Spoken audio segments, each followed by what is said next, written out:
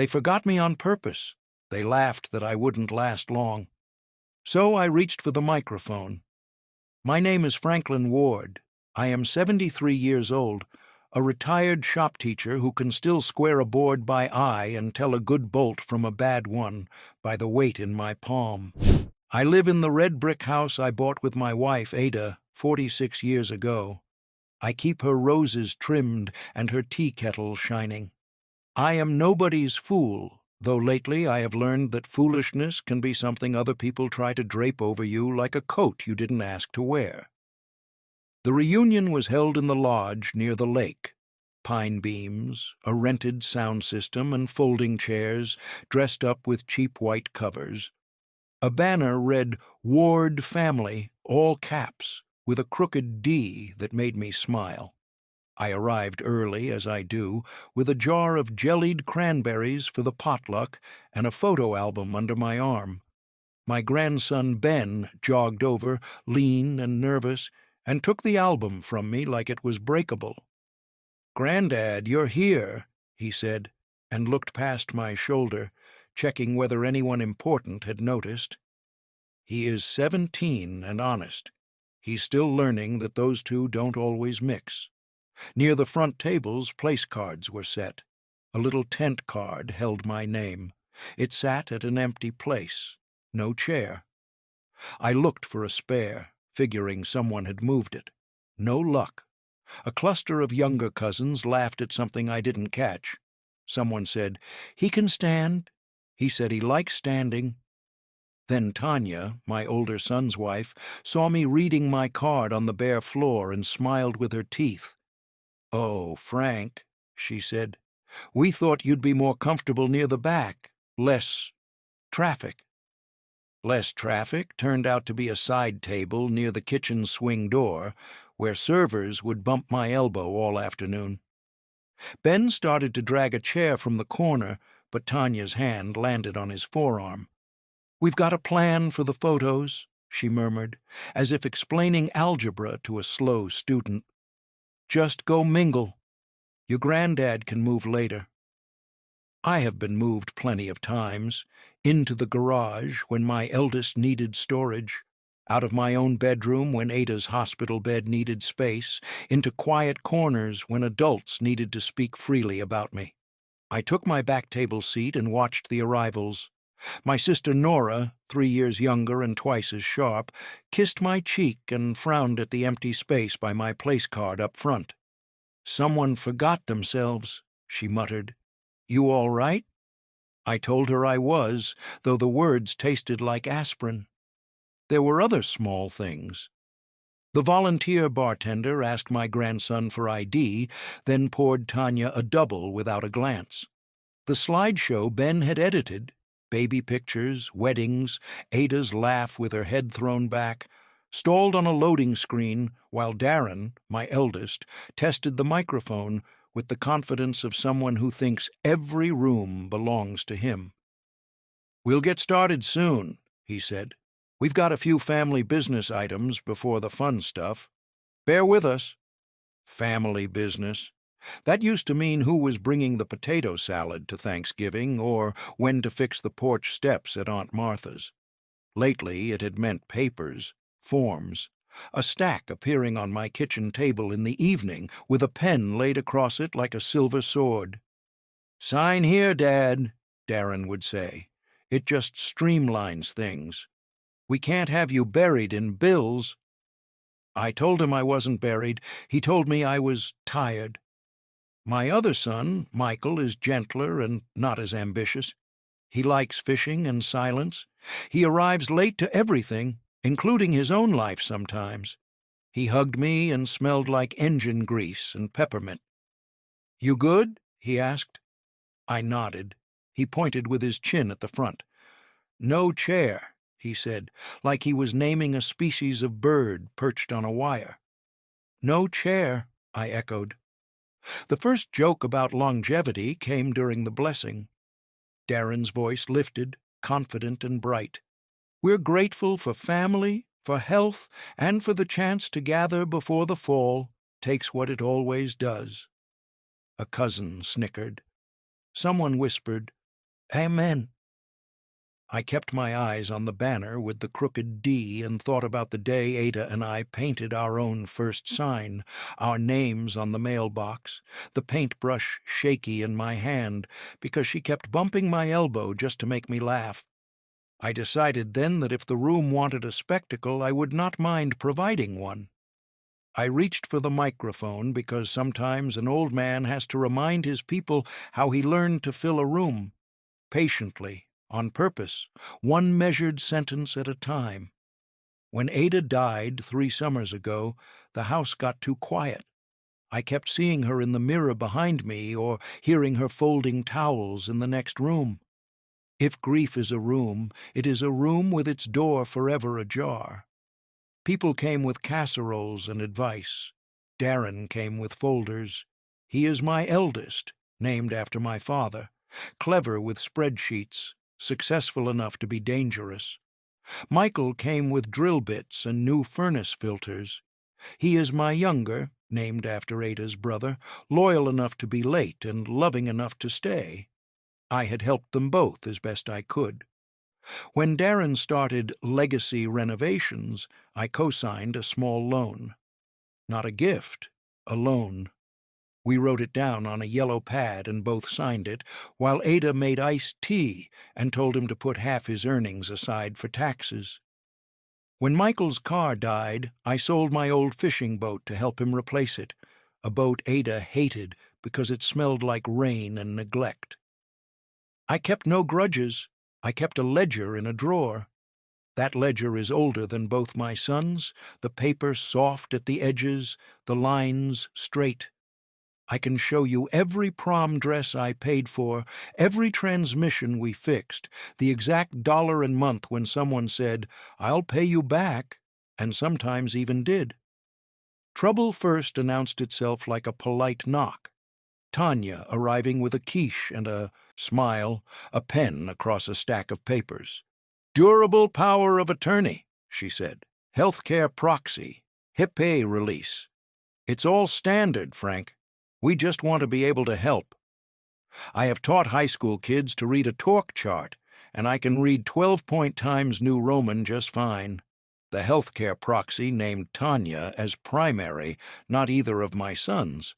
The power of attorney language was broad as a prairie sky. I said I wanted my lawyer to look. Tanya fussed. "Lawyers make things complicated," she said. "Family makes things simple." In the months that followed, small boundaries slid. Darren set up autopay on a few utilities to keep you from forgetting. He put his name on my internet account. He called my doctor to ask whether I was stable, which the nurse told me when she called back to apologize. "We're required to follow the chart, Mr. Ward," she said. "You're independent. We know that." I cleaned my gutters. I fixed a neighbor's fence. I delivered a rocking chair to the widow 2 blocks down because her hands shake and I owed her husband for advice, given in 1987 when our roof leaked like a sieve. The reunion planning gave the first opportunity for a public rehearsal of private disrespect. The group chat pinged and pinged. "Who's bringing the grill? Can we rent a dunk tank?" I said I could bring nails and fix that loose board on the lodge step. Tara, a cousin by marriage, replied with a thumbs-up emoji, and then added, "Don't worry about lifting, Frank. We've got strong backs." The week before, Darren stopped by with a new suit jacket. "Wear this," he said. "We're doing a family photo. We need you to look—" His hands measured in the air. "Coordinated." On the morning of the reunion, Michael called. "You sure you want to go?" I asked him why he sounded like an apology. He said, "They've been saying things, Dad. Jokes about you being tired." I told them to cut it out. I thanked him. He said he'd be late because of a job site. He asked me not to sign anything. I told him I wasn't planning to sign anything but paper plates and a couple of birthday cards. At the lodge, before the program began, a man with a notary seal approached me near the coffee urns. "I'm Victor," he said. "Tanya's father." He tapped the metal seal like a magician handling a coin. "I hear you've got some documents to tidy up today. It'll be quick," I said. "We're at a reunion, Victor." "Not a courthouse." He laughed too loud. "It's all family." He slipped a trifold brochure into my pocket that said Sunset Pines Assisted Living in Autumn Colors. I put it under the cranberry dish and pressed the lid on top. The minor confrontation came when Darren announced the housekeeping items. He explained the photo schedule, the games for the kids, the raffle. Then he cleared his throat. "We've also got some paperwork for Dad to sign. Just updates, nothing scary, so later we'll pull him aside for a couple of signatures." I stood up to be seen. "No," I said. The microphone picked it up as a whisper and the room turned its head. "No signatures today." My voice sounded like the underside of a bridge, quiet and built not to move. Darren spread his hands. "We'll talk later," he said, aiming charm at the room like a sprinkler. The room nodded along. I sat back down with my back to the kitchen door and watched the servers do their work. When you've known people all your life, you know the expression they wear when they think they're about to get away with something.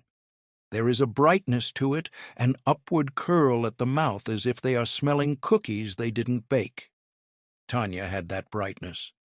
So did Victor. My sister Nora did not. She sat with her arms folded and her eyes on Darren like someone watching a magician for the moment the scarf leaves the sleeve. Ben kept glancing at me, then at his phone. I patted my pocket and felt the weight of my old flip phone, the one Ada teased me about keeping for emergencies I hoped would never come. The reveal began, as most reveals do, with a small mistake. 3 days before the reunion, a polite letter from the county recorder's office arrived, asking for clarification on a deed transfer related to Ward Family Legacy, LLC. It listed my home address and the lake cabin Ada loved. It listed me as grantor and Darren as managing member. My signature on the second page leaned right when mine leans left and carried a flourish I have never used in 73 years of writing my name. I set the letter down and felt something inside me unhook and swing free. I called Darren. "What is this?" I asked. He said, "Streamlining, Dad." "Protection. The LLC keeps assets organized so nobody gets stuck when—" And he did not finish that sentence. I asked why my name appeared on documents I had not signed. He said I had signed at the bank, weeks ago. I told him I do not sign anything at a bank without cashing a check. He laughed, sharp. "It's handled," he said. "You don't have to worry." Ada used to say that when a man says, "Don't worry," about something that should worry you worry twice. I poured coffee. I took out the ledger. I turned to the back where Ada had taped an index card years ago. Frank. If you're reading this, check 3 things. 1. Who has keys? 2. Who has passwords? 3. Who is smiling too much? I checked the spare key jar. 2 were missing. I checked my bank statements. A new automatic withdrawal to Ward Family Legacy, LLC, had appeared for administrative services.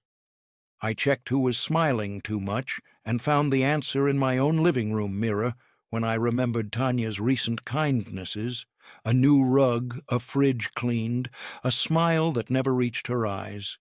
At the lodge, the day of the reunion, I went to the kitchen for a clean spoon and found the door ajar. Tanya's voice carried. "After the vote, we pull him to the side. Victor notarizes. He can hold a pen. That's capacity." Kyle, my brother's boy, chuckled. "And the cabin? Michael's soft. He'll go along." Darren's voice, low. "We tell Michael Dad already agreed. It's just formalities. The LLC pays off my lines, and it's all under one umbrella. Cleaner." Someone asked about me. Getting stubborn. Tanya said, We'll call the doctor. I've got the number. I have been called stubborn before. You call it stubborn when you don't like that I built my life from rules that kept me alive.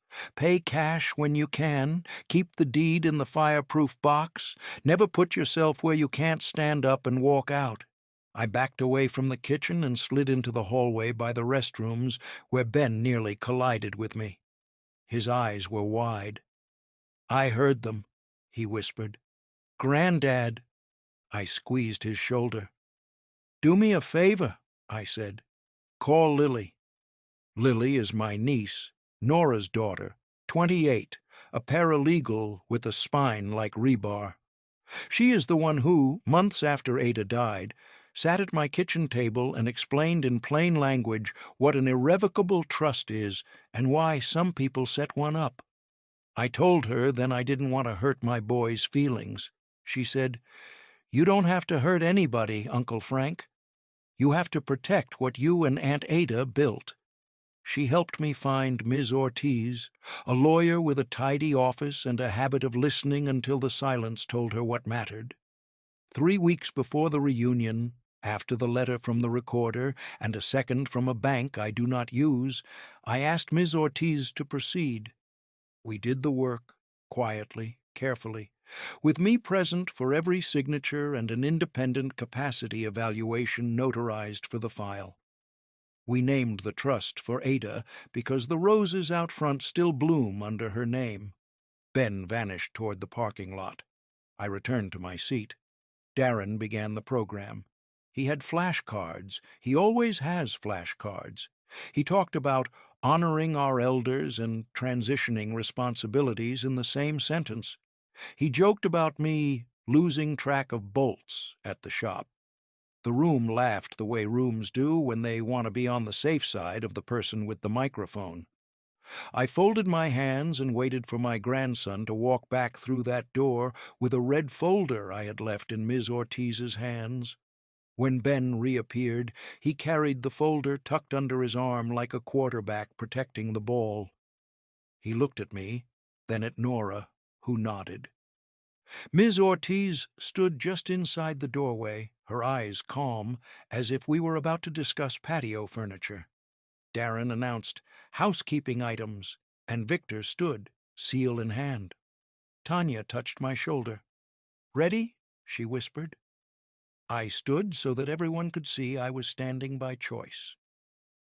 "I'll go when I've said what I came to say," I told her. I held out my hand for the microphone. Darren hesitated. Ben said, softly but into the nearest mic, "Let him speak." I do not raise my voice often. When I do, it is because the room needs to hear the sound of someone nailing truth to the studs. "Before any papers," I said, "we should talk about the ones that already exist."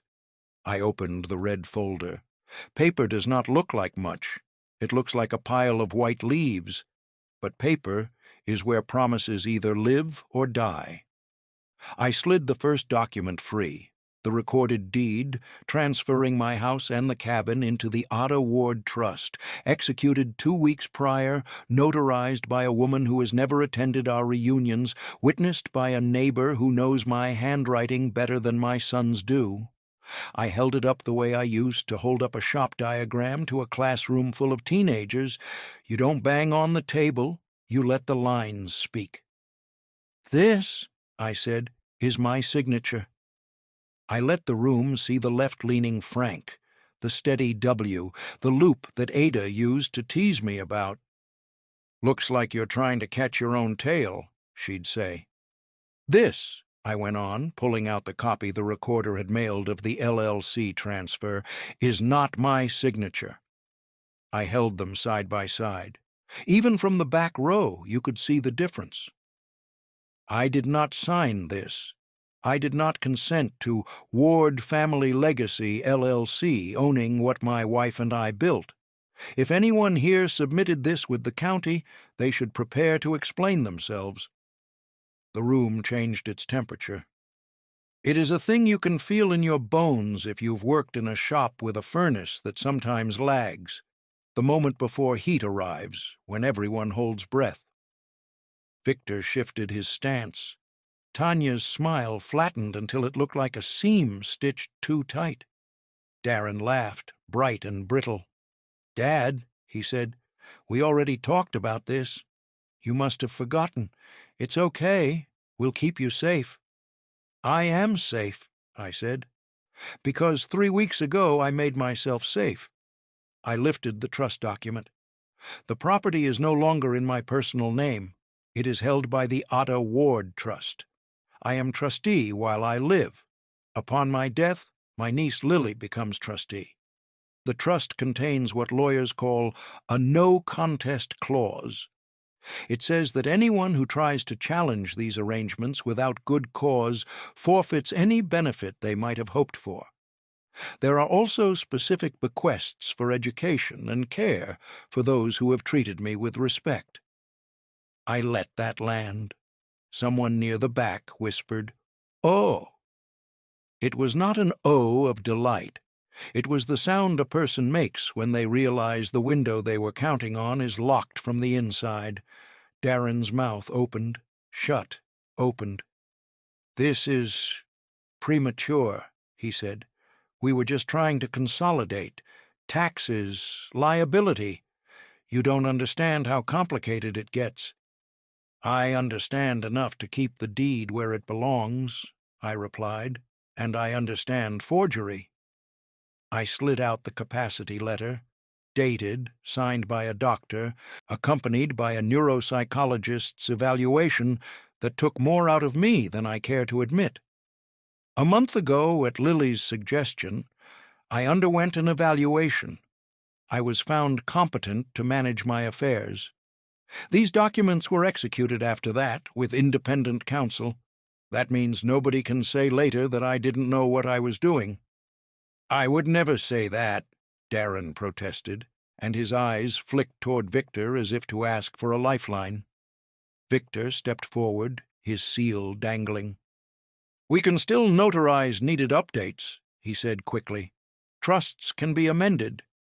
Let's not get emotional." "Sir," Ms. Ortiz said from the doorway, and the word "sir" landed like a level placed on a wobbly shelf. Heads turned. "You are not my client's notary, and if you notarized anything involving Mr. Ward's signature outside his presence, you should stop speaking."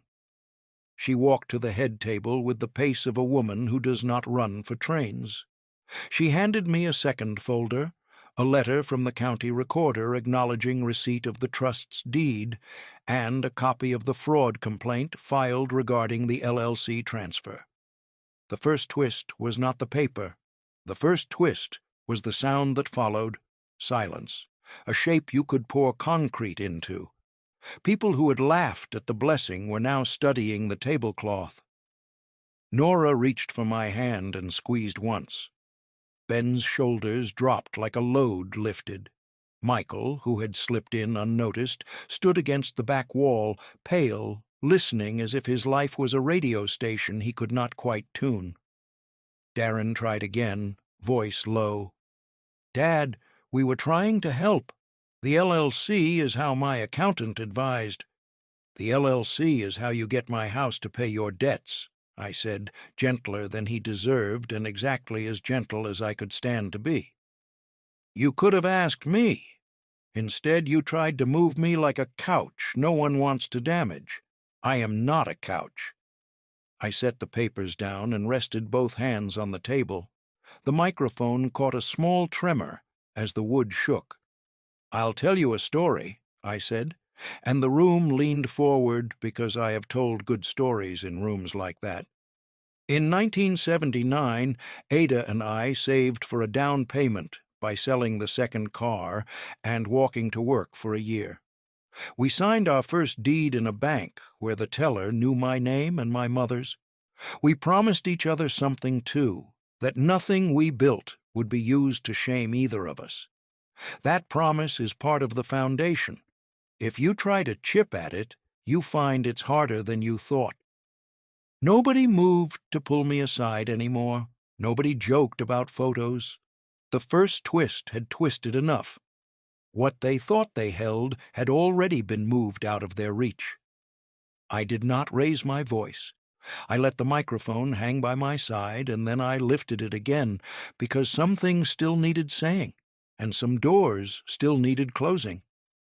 After paper comes talk, and talk is where families either tell the truth or spin until they are dizzy.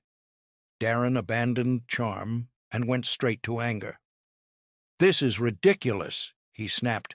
"You let Lily and some ambulance chaser put you in a box. Tanya and I have been doing the real work, taking your calls, buying your groceries, and this is how you repay us?" I looked at Tanya. "You bought me groceries with my money," I said. "You put your name on my internet account. You scheduled a tour at Sunset Pines without asking me whether I wanted to live surrounded by plastic flowers and bingo. Don't confuse hovering with care." Tanya flushed. "You forget things," she said. "The stove, the bills." "I forgot the kettle once," I said. "I replaced it with an auto shut-off one the next day. The bills get paid, the gutters got cleaned. If you wanted to help, there was mulch to spread, and a loose railing on the porch you never noticed because you were staring at your phone." Confrontation number 1 ended with Tanya crossing her arms so tightly it looked like she was trying to hold herself together. Confrontation number 2 arrived in the shape of Kyle, swaggering, too much cologne. "Old man," he said too loud, "you're embarrassing yourself.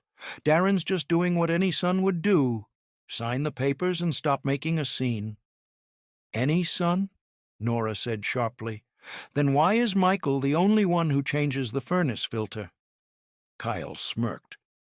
"Michael's broke," he said. Michael's jaw tightened. I cut in before the old patterns could swallow us. "Kyle," I said, "2 months ago you texted me a wiring diagram for a shed you were helping a friend with. It was a cash-only marijuana grow. I told you not to do it. You did it anyway. Today you will not speak to me about what any man should or shouldn't do. Sit down." He sat, because the room had decided he should. Confrontation number 3 came from Darren again, circling back for a second swing. "If you think a trust will save you," he said, "you're naive. I'll contest it. I'll get a judge to put you under a conservatorship. I'll make the case that you're vulnerable." I lifted the capacity evaluation. "I am vulnerable to grief," I said. "I am vulnerable to arthritis in the mornings. I am not vulnerable to your paperwork. If you try to put me under a conservatorship, you will meet Ms. Ortiz in court with every neighbor I've helped for 40 years lined up behind her. And you'll meet this." I tapped the red folder. "An audio recording from your kitchen this afternoon. You and Tanya planned to pull me aside and use Victor to notarize signatures without explaining documents. That's not care, that's strategy." Darren tried to laugh, but the sound went sideways. "You're recording us now?" "I record when people plan me," I said. "I have been planned too much this year." I looked around the room. "Do you know what happens when you plan someone out of their own life? They stop trusting your voice. They start writing things down. They keep their own copies. They call their own lawyer. They tell the truth with a microphone when they have to." Ben stood up then, the first time I've seen him take up space on purpose. "Granddad asked me to help," he said, "because he knew some of you would say he was confused. He's not." His voice shook, then steadied. "He's the only one who knows where everything in our garage goes. He's the only one who remembers the handshakes at Grandpa Ward's wake and who brought what casserole 10 years ago. He remembers what matters." Michael finally moved from the back wall. "Darren," he said, quiet as a nail sliding home, "you didn't tell me about the LLC." Darren shrugged. "You never understand the business side." Michael nodded once, like a man who has found a loose board and decided which way to pry. "I understand enough to know it smells wrong." Victor cleared his throat. "Let's cool off," he said. "We can take this offline." Ms. Ortiz shook her head. "Number Mr. Ward has the floor, and the county has the file, and so does the bank." She placed another paper on the table, an account freeze notice for withdrawals to the LLC pending fraud review. I hadn't seen that one yet. She gave me a small nod as if to say, "See? You asked me to be quiet until it mattered. It matters now." The room reordered itself in that minute. People who had been orbiting Darren's confidence drifted my way. People who had been neutral found a chair nearer the front. The banner with the crooked D stopped looking like a joke and started looking like a reminder that names can be spelled wrong and still mean the same family. I breathed out. It felt like the first full breath I had taken since Ada's funeral. But men like Darren do not abandon a plan because the first door won't open. They look for a window. "You can play grand," he said, "but you still need help. You still want holidays, right? You want us around? Don't push us away." "I want truth around," I said. "If truth pushes you away, that's not my doing." I put the microphone gently on the table and looked out at faces I have known since they had missing teeth. "We can eat now," I said, "but after dessert I have one more thing." I didn't say what it was. I let dessert happen like it used to. Kids with chocolate on their cheeks, elders comparing surgeries like baseball cards. I watched Darren at a corner table on his phone, talking low, gesturing like a man trying to hold water in his hands. The nail had bitten. The knot was not yet tight.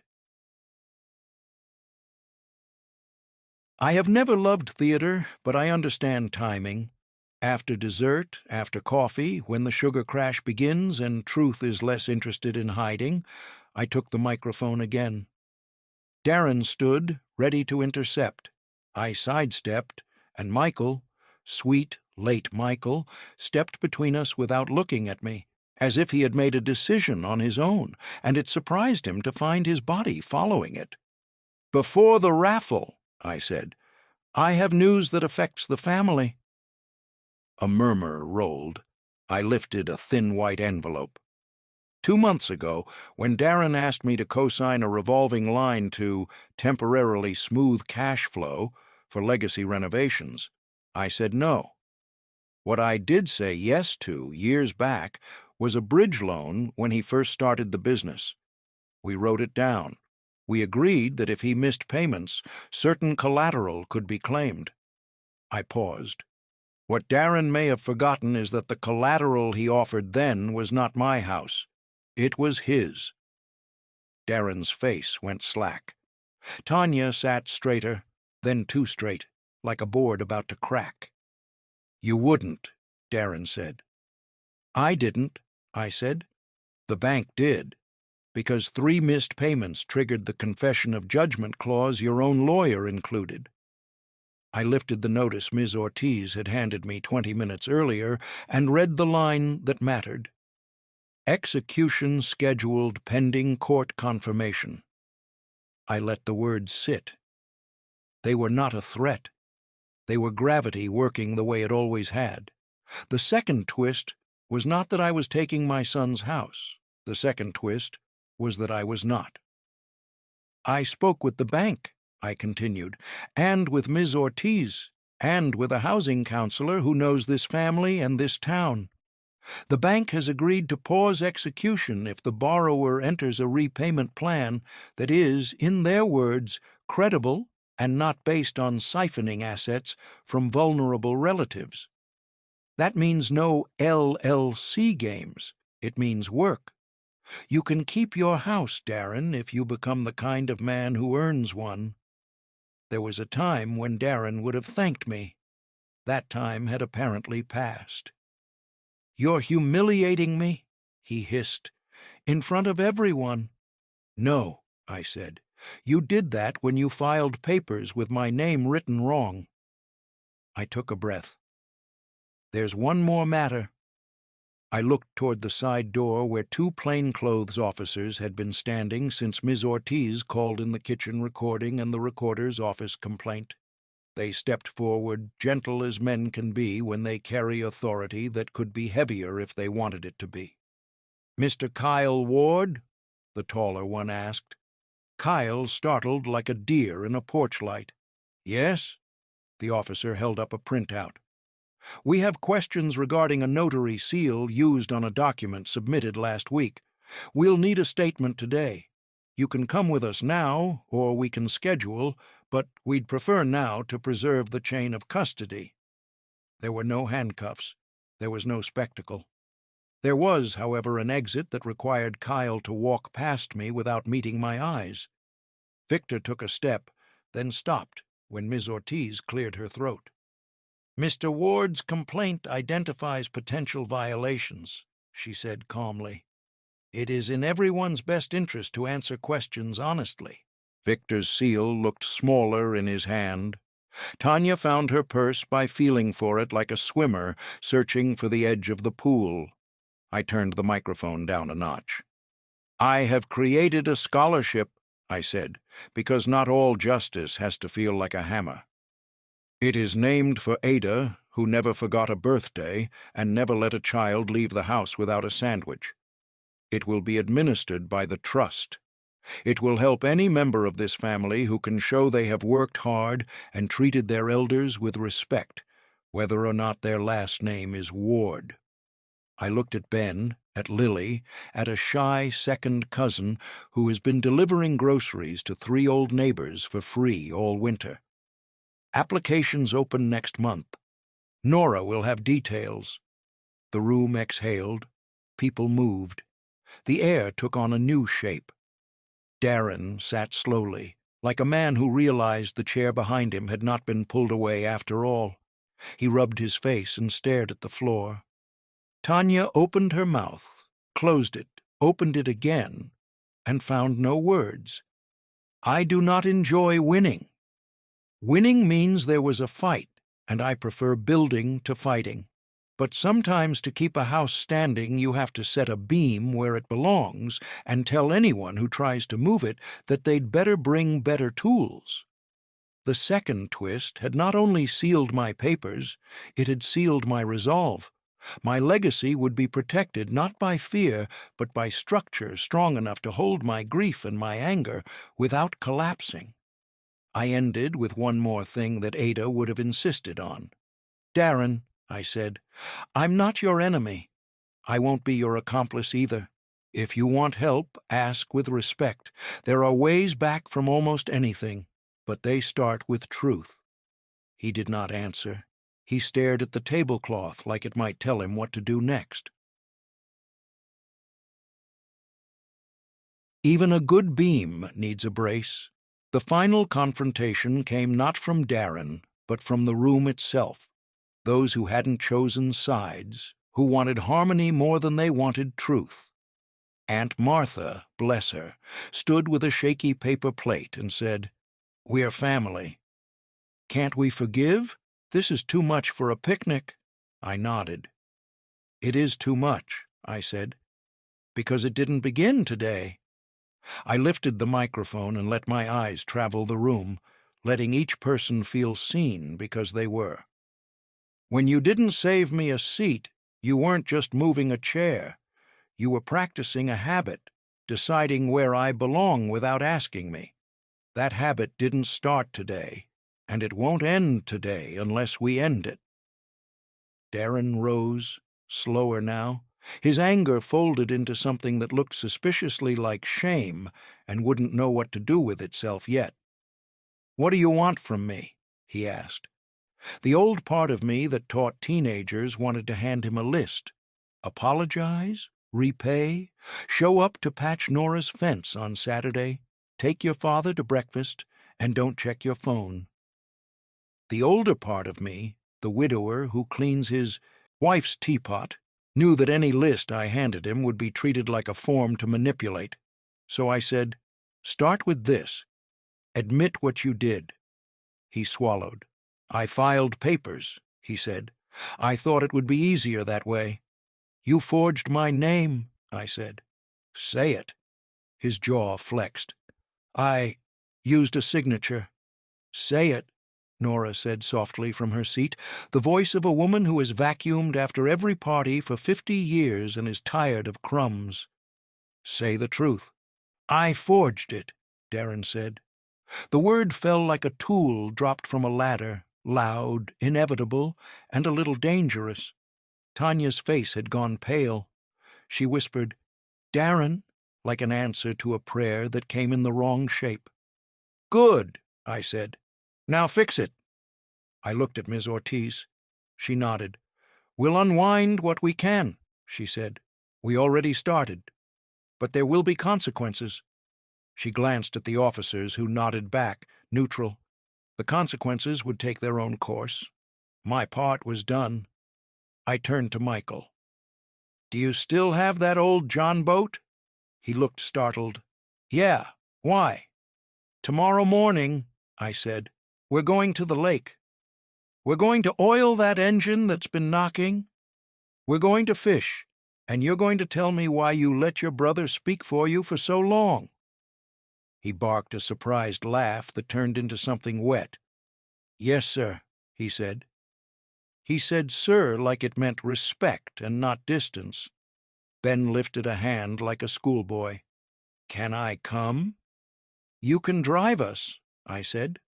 The room laughed, a real laugh this time, the kind that breaks a spell. I finished the business. I announced the scholarship applications. I thanked the cousins who set up chairs and the aunties who brought pies. I told them the trust would publish a simple letter next week explaining how holidays would work at my house going forward. Open door, open table, open eyes.